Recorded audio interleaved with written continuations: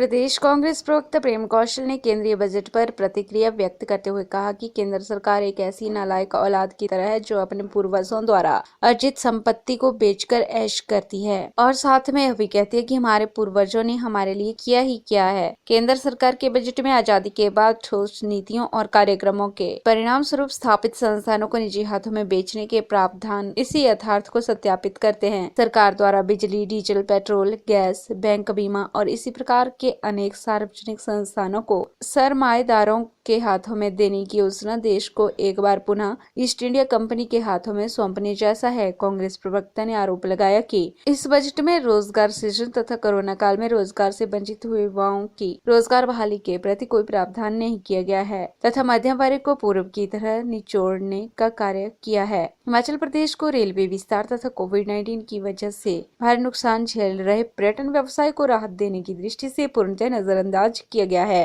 एवं पूर्व में घोषित 69 राष्ट्रीय राजमार्गों के मुद्दे पर भी प्रदेश के साथ धोखा किया गया है। कांग्रेस प्रवक्ता ने कहा कि यह सरकार का बजट न होकर एक राजनीतिक पार्टी का बजट है जिसमें जिन राज्यों में इस वर्ष में चुनाव होने हैं उनको तवज्जो दी गई है।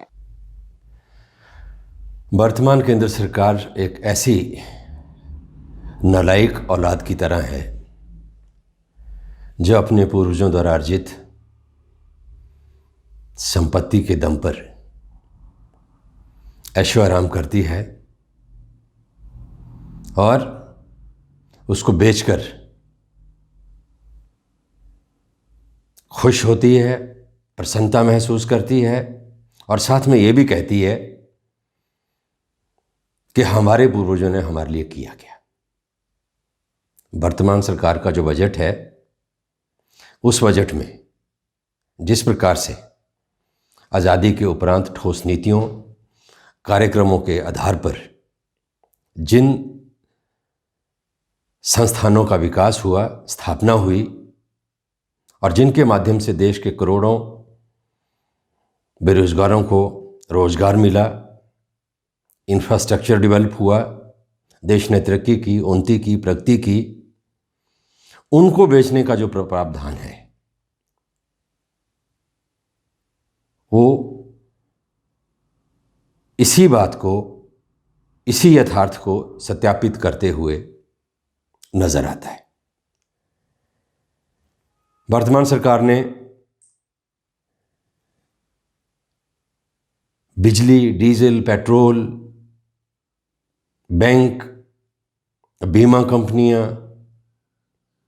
सबको बेचने की और निजी हाथों में सौंपने की जो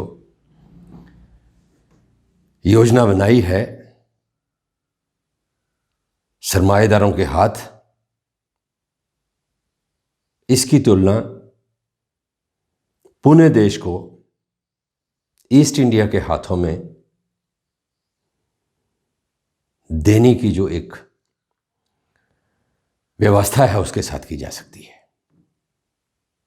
सरकार का जो बजट है उस बजट ने देश का जो मध्यम वर्ग है उसके साथ एक बार पुनः कुठाराघात किया है, उसको निचोड़ने का काम किया है। जिस तरीके से जो पीएफ है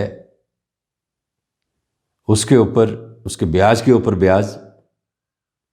और अनेक ऐसे प्रावधान जिनके चलते मध्यम वर्ग को नुकसान झेलना पड़ेगा, देश के मध्यम वर्ग के प्रति सरकार की जो मंशा है, सरकार की जो सोच है उसको दर्शाता है। देश के करोड़ों जो बेरोजगार युवा हैं उनके लिए रोजगार सृजन और कोरोना काल में करोड़ों की तादाद में रोजगार और नौकरी से वंचित हुए जो हमारे युवा साथी हैं उनको रोजगार देने का कोई प्रावधान, कोई योजना, कोई दृष्टिकोण सरकार के इस बजट में नजर नहीं आता। हिमाचल के संदर्भ में कहें, रेलवे विस्तार और कोविड-19 की वजह से भारी नुकसान में चल रहा जो हमारा पर्यटन उद्योग है उसको भी पूरी तरह से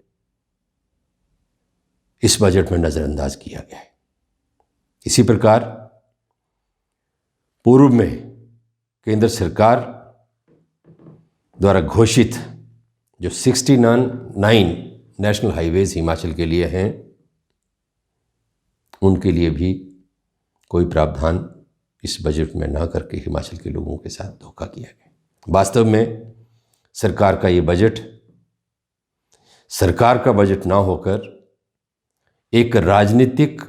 दल का बजट प्रतीत होता है, जिसमें जिन राज्यों में इस वर्ष विधानसभा के चुनाव होने हैं उन राज्यों को तवज्जो दी गई है।